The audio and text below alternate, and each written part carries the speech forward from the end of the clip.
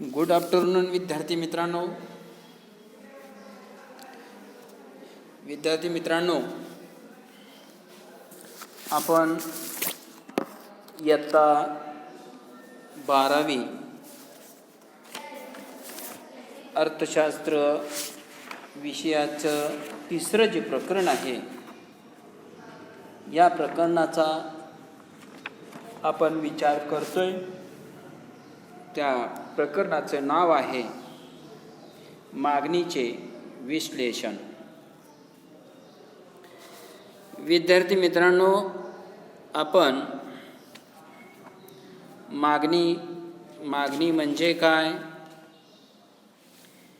इच्छा आणि मागणीत काय फरक आहे, मागणीचे प्रकार कोणते, वैयक्तिक मागणी आणि बाजार मागणी कशाला म्हणायचं, मागणीवर परिणाम करणारे घटक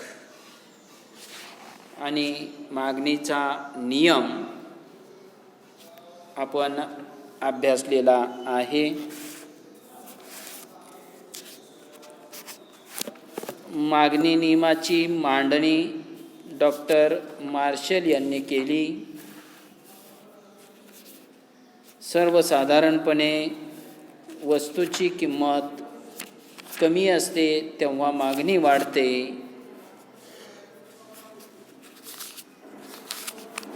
आणि वस्तूची किंमत जास्त असते तेव्हा मागणी कमी होते, असा मागणीचा नियम सांगतो. दैनंदिन जीवनामध्ये जो अनुभवास येतो, तो अनुभव डॉक्टर मार्शल यांनी मागणी नियमाच्या साहाय्याने स्पष्ट केलेला आहे. डॉक्टर मार्शल यांनी अर्थशास्त्राची मूलतत्वे या ग्रंथामध्ये मागणीचा नियम मांडलेला आहे. वस्तूची किंमत आणि मागणी यामध्ये असणारा जो परस्पर संबंध असतो, तो परस्पर संबंध व्यस्त स्वरूपाचा असतो, असं मागणी नियमामध्ये नमूद केलेलं आहे. त्यानंतर मागणीचा नियम मांडत असताना डॉक्टर मार्शल यांनी काही गोष्टी गृहीत धरलेल्या आहेत. त्या गोष्टी जर अनुभवास आल्या, सत्य परिस्थितीमध्ये घडल्या, तरच मागणीचा नियम अनुभवास येतो, अन्यथा मागणी नियम अनुभवास येत नाही. या मागणी नियमाची मांडणी करत असताना मार्शल यांनी स्थिर उत्पन्न पातळी, लोकसंख्येच्या आकारमानात बदल होत नाही, पर्यायी वस्तूच्या स्थिर किमती, पूरक वस्तूच्या किमती कायम असतात,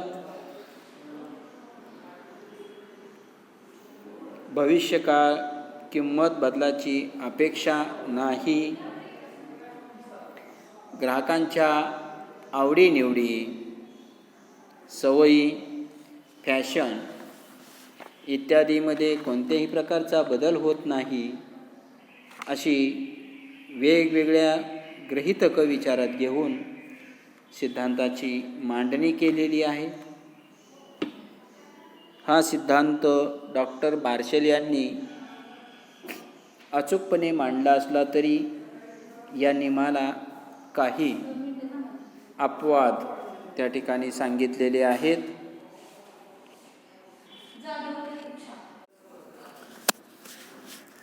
अशा वेगवेगळ्या गोष्टी विचारात घेऊन डॉक्टर मार्शल यांनी सिद्धांताची मांडणी केलेली आहे. पण काही गोष्टी या नियमाला अपवाद सांगितलेल्या आहेत. त्यामध्ये गिफेनचा विरोधाभास, प्रतिष्ठेच्या वस्तू, भविष्यकालीन किमतीचा अंदाज, किमतीचा आभास,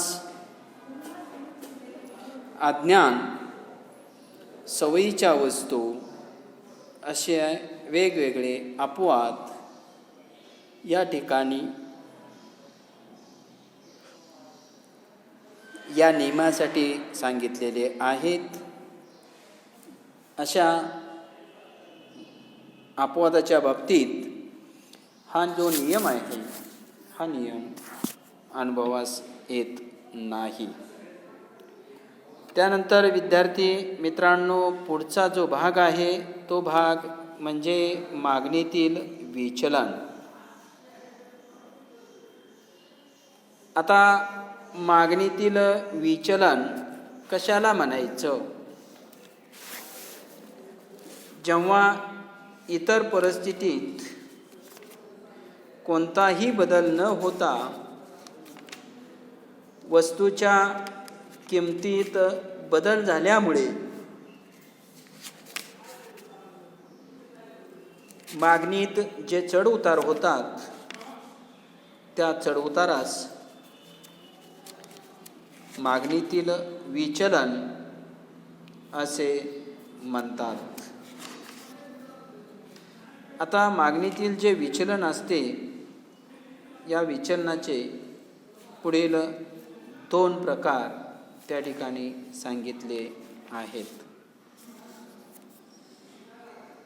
त्यातला पहिला प्रकार आहे तो म्हणजे मागणीतील विस्तार.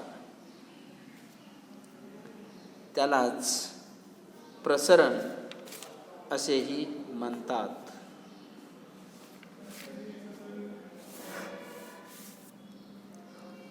इतर परिस्थितीमध्ये कोणताही बदल न होता वस्तूची किंमत कमी झाल्यामुळे मागणीमध्ये जी वाढ होते त्यास मागणीचा विस्तार असे म्हणतात. म्हणजे इतर परिस्थिती कायम असते. उदाहरणार्थ ग्राहकांच्या आवडीनिवडी, ग्राहकांचे उत्पन्न, लोकसंख्येचे आकारमान यामध्ये कोणत्याही प्रकारचा बदल होत नाही. तर बदल कशामध्ये होतो? तर बदल वस्तूच्या किमतीमध्ये होतो. मग मागणीचा जो विस्तार आहे या मागणीच्या विस्तारामध्ये इतर परिस्थिती कायम असते आणि वस्तूची किंमत कमी होते. आता विद्यार्थ्यांनो, नियमामध्ये आपण अभ्यासलेला आहे, वस्तूची किंमत कमी होते त्यावेळेस मागणी वाढते.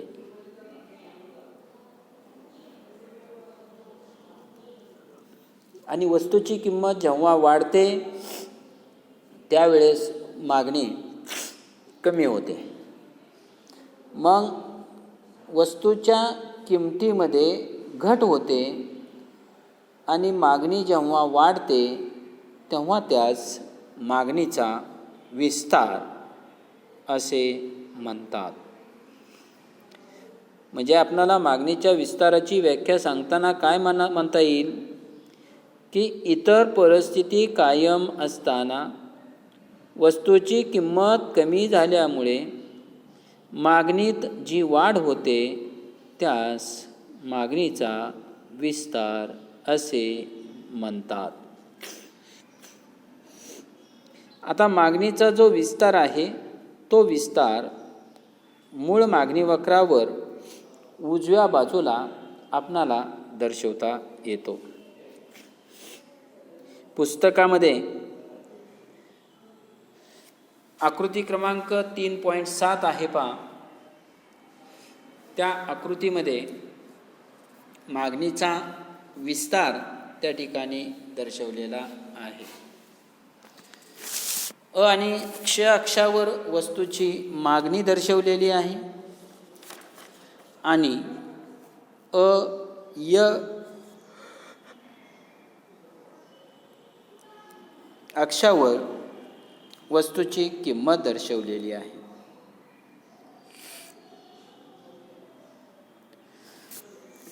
म हा मागणी वक्र आहे.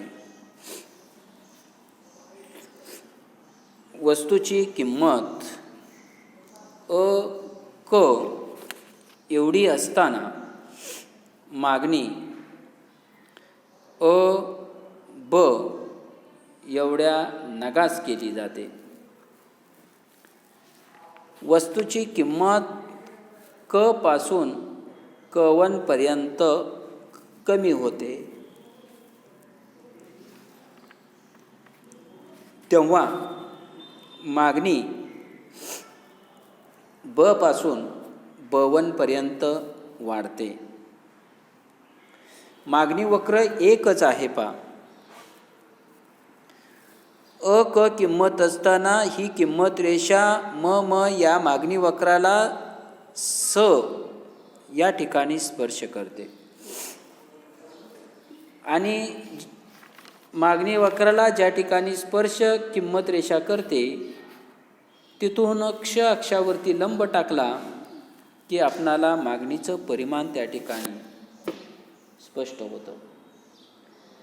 मग अ क किमतीला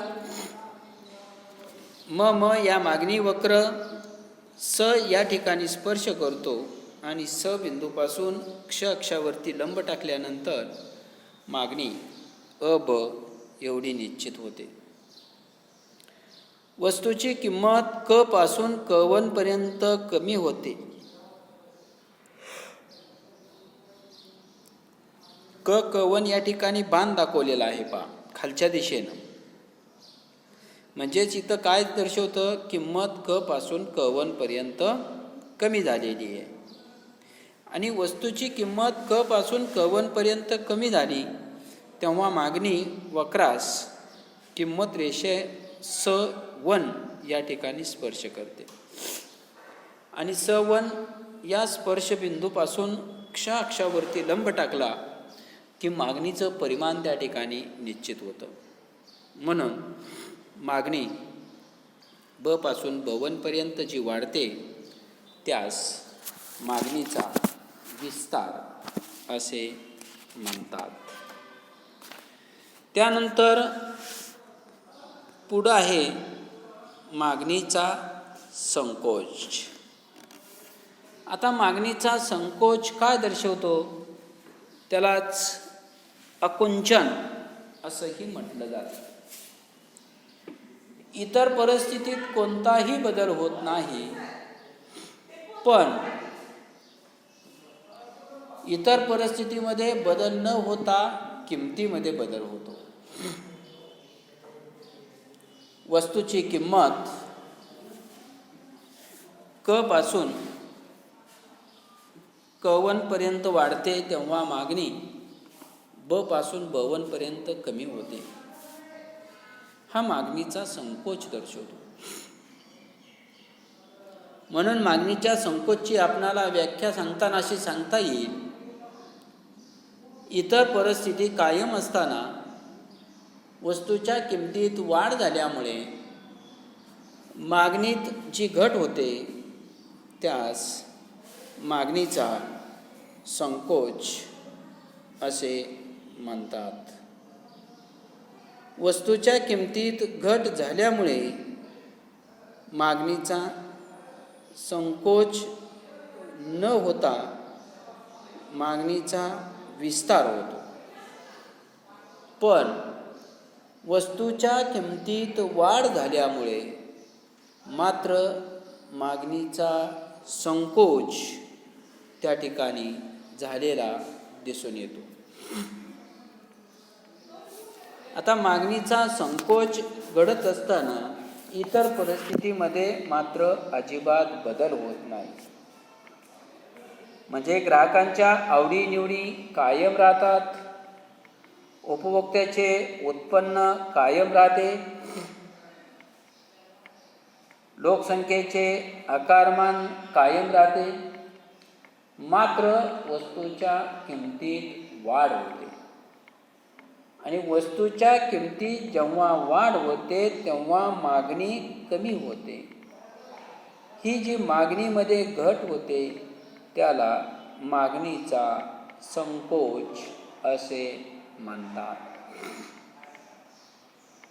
मागणीचा संकोच त्याच मागणी वक्रावर डाव्या बाजूने दर्शवता येतो. हे आपणाला आकृती क्रमांक 3.8 वरून स्पष्ट होते. आता विद्यार्थ्यांनो 3.8 जी आकृती आहे त्या आकृतीचं बारकाईनं निरीक्षण करा. ती जी आकृती आहे ही आकृती मागणीचा संकोच त्या ठिकाणी दर्शवित असते. सोबतच्या आकृतीमध्ये अ आणि क्ष अक्षावर मागणी दर्शवलेली आहे आणि अ य अक्षावर वस्तूची किंमत दर्शवली आहे. अ क या किमतीला म हा मागणी वक्र स या बिंदूजवळ स्पर्श करतो आणि स या बिंदूवरून क्ष अक्षावरती लंब टाकला असता अ ब एवढं मागणी परिमाण त्या ठिकाणी निश्चित होते. वस्तूची किंमत क पासून क1 पर्यंत जेव्हा वाढते तेव्हा या किंमत रेषेला म हा मागणी वक्र स 2 या ठिकाणी स्पर्श करतो. स 2 या स्पर्श बिंदूपासून क्ष अक्षावर लंब टाकला असता आपणास अ ब एवढं मागणी परिमाण त्या ठिकाणी निश्चित होते. आता वस्तूची किंमत क पासून क2 पर्यंत वाढते तेव्हा मागणी ब पासून ब2 पर्यंत कमी होते. ब पासून ब2 पर्यंत मागणी जी घट होते त्याला मागणीचा संकोच असे म्हणतात. मागणीतील विचलनामध्ये मागणीचा विस्तार आणि मागणीचा संकोच या दोन संकल्पनेचा समावेश होतो. त्यानंतर पुढचा जो भाग आहे तो म्हणजे मागणीतील बदल. आता वस्तूची किंमत कायम आहे, पण इतर परिस्थितीत मात्र बदल होतो.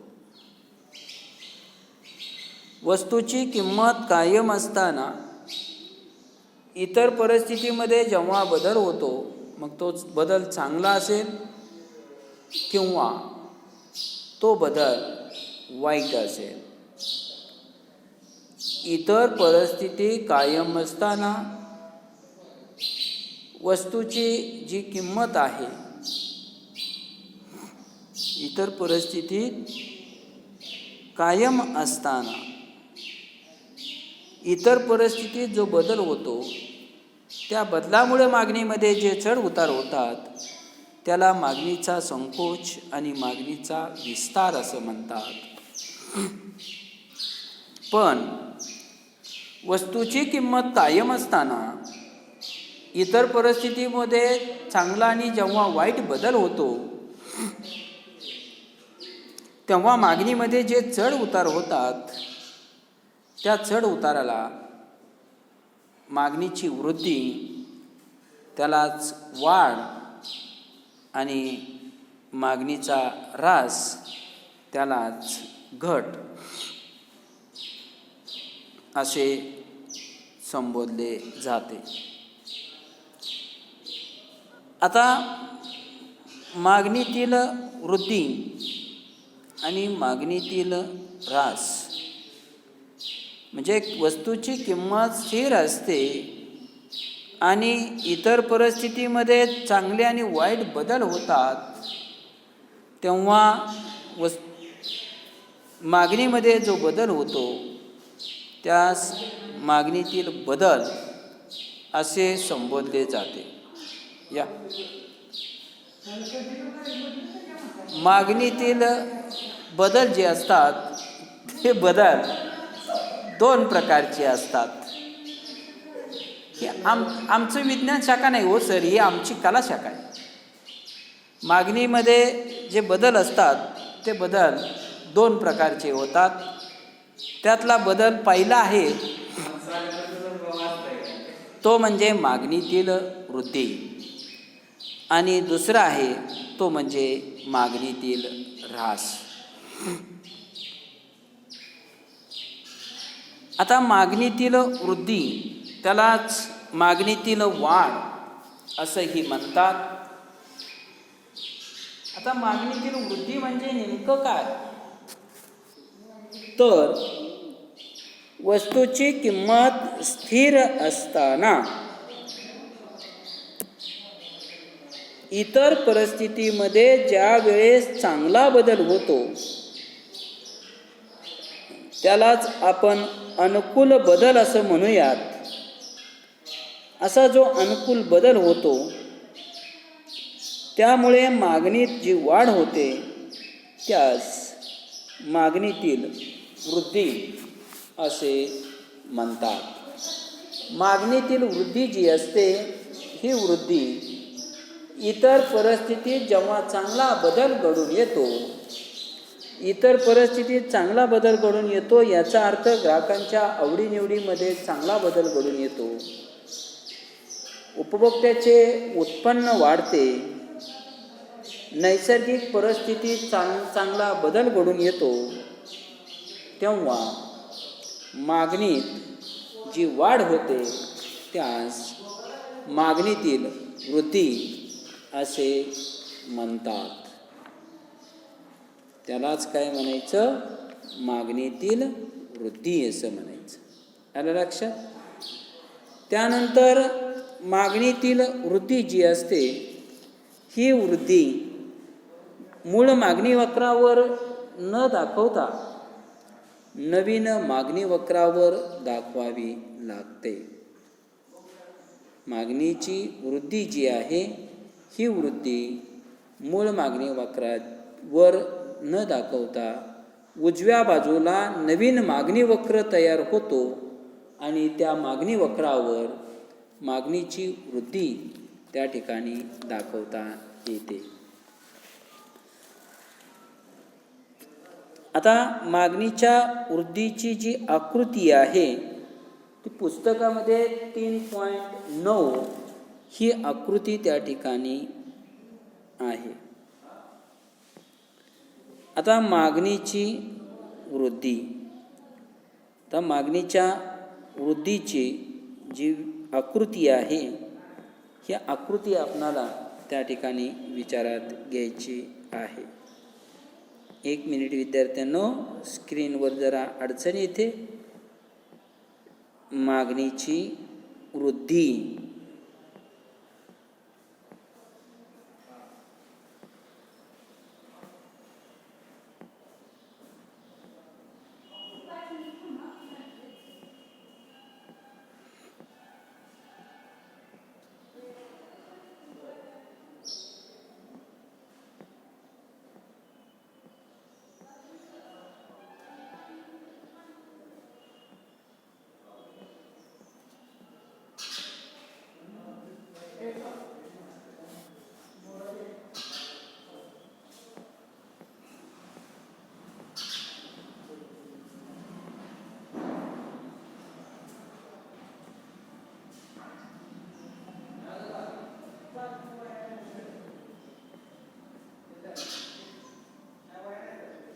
हे पहा,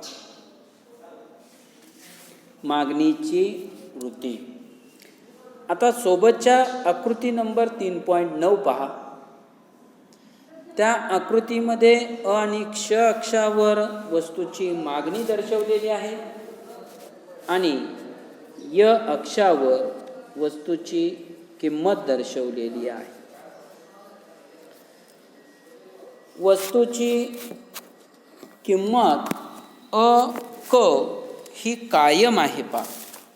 स्क्रीनवरती किंवा तुमच्या पुढे जर पुस्तक असेल तर त्या पुस्तकामध्ये पहा, वस्तूची किंमत जी आहे ही वस्तूची किंमत क ही कायम आहे. आता वस्तूची किंमत क ही कायम असताना इतर परिस्थितीमध्ये जेव्हा अनुकूल बदल होतो तेव्हा मागणीमध्ये जी वाढ होते त्यास मागणीतील वृद्धी असे म्हणतात. मागणीतील जी वृद्धी आहे, मागणीतील वृद्धी ही नवीन मागणी वक्रावर उजवीकडे बाणाद्वारे दाखवता येते. आता सोबतच्या आकृतीमध्ये अक्ष अक्षावर मागणी आणि अय अक्षावर किंमत दर्शवलेली आहे. वस्तूची किंमत क ही स्थिर आहे. क या स्थिर किंमतीला मूळ मागणी वक्रावर ही किंमत रेषा ए या बिंदूजवळ स्पर्श करते. या बिंदूवरून क्ष अक्षावरती लंब टाकला असता ब एवढी मागणी निश्चित होते. वस्तूची किंमत क कायमच आहे. इतर परिस्थितीमध्ये मात्र चांगला बदल घडून येतो आणि इतर परिस्थितीमध्ये जेव्हा चांगला बदल घडून येतो तेव्हा मागणी ब पासून ब1 पर्यंत वाढते आणि नवीन मूळ मागणी वक्राच्या उजव्या बाजूला नवीन मागणी वक्र तयार होतो. तो M1 हा नवीन डॉट डॉटने दाखवलेला मागणी वक्र आहे पहा. हा जो मागणी वक्र आहे हा मागणी वक्र किंमत रेषेला बी बिंदू जवळ स्पर्श करतो.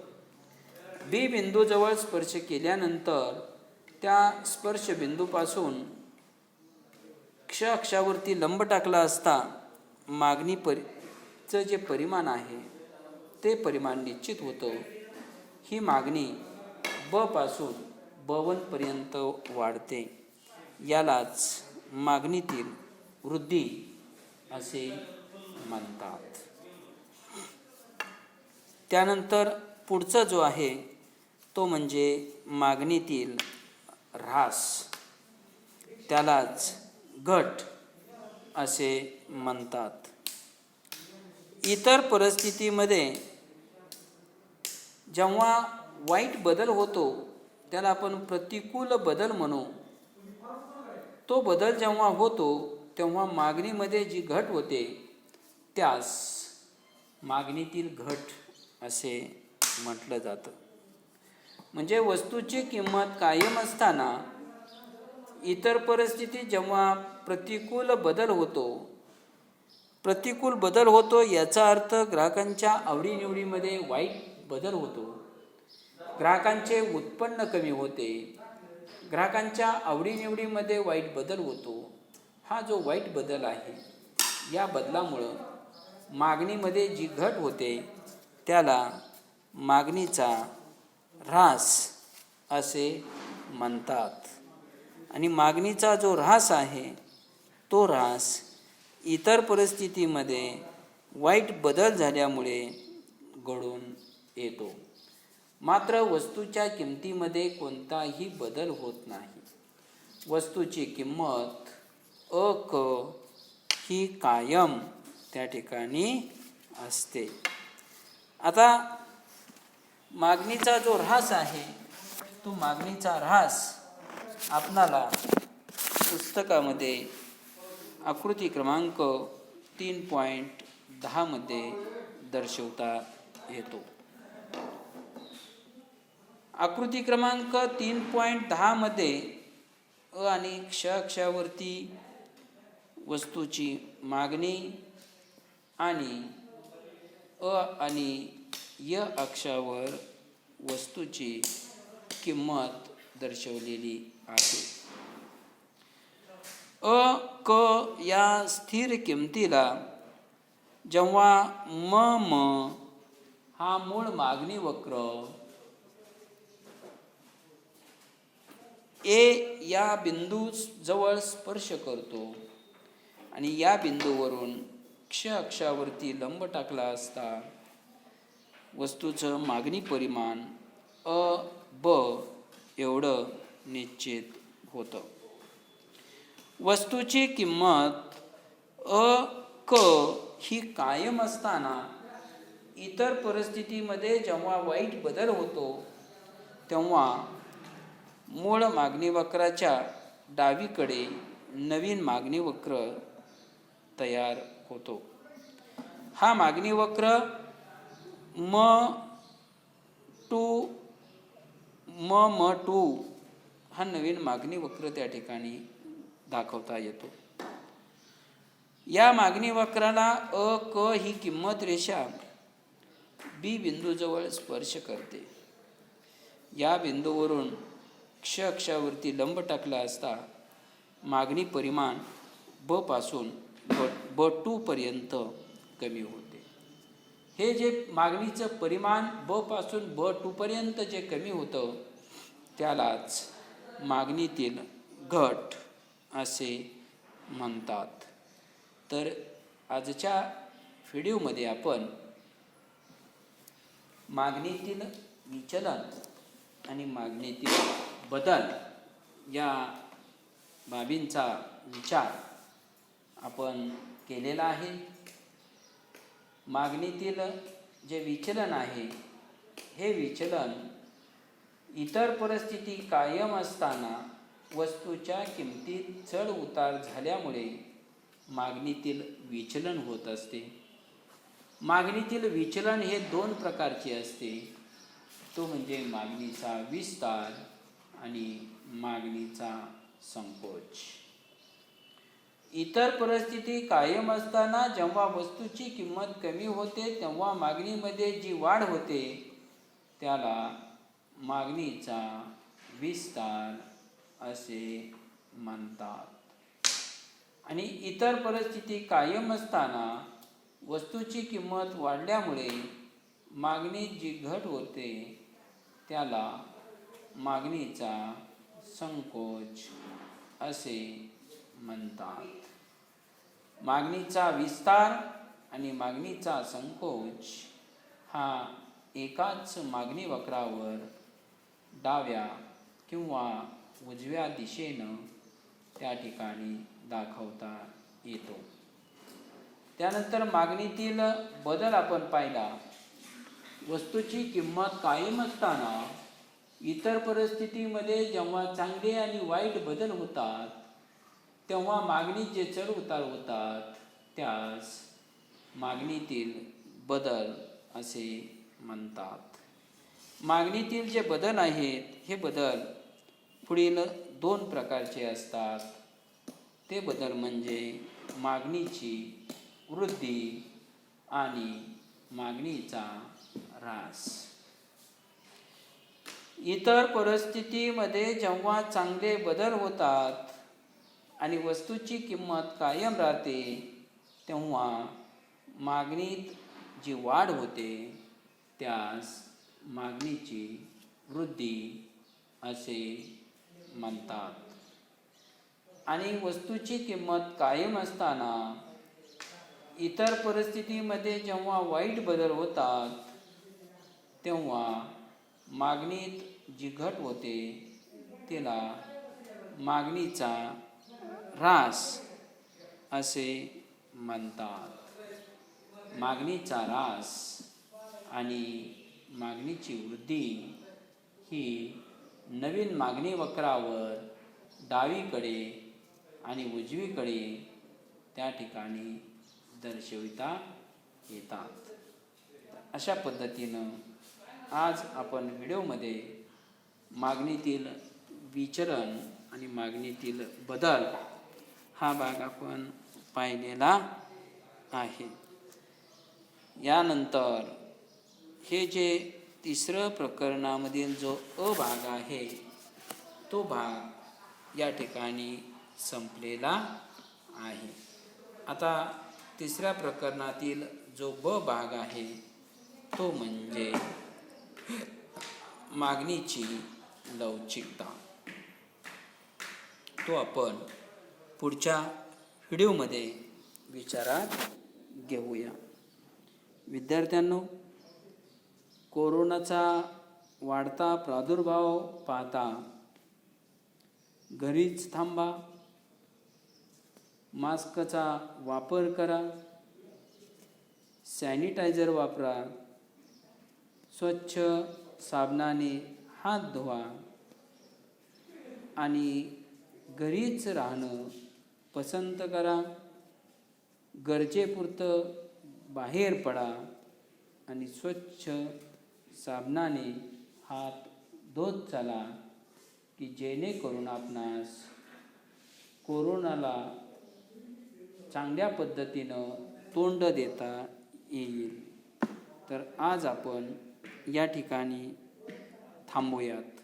धन्यवाद.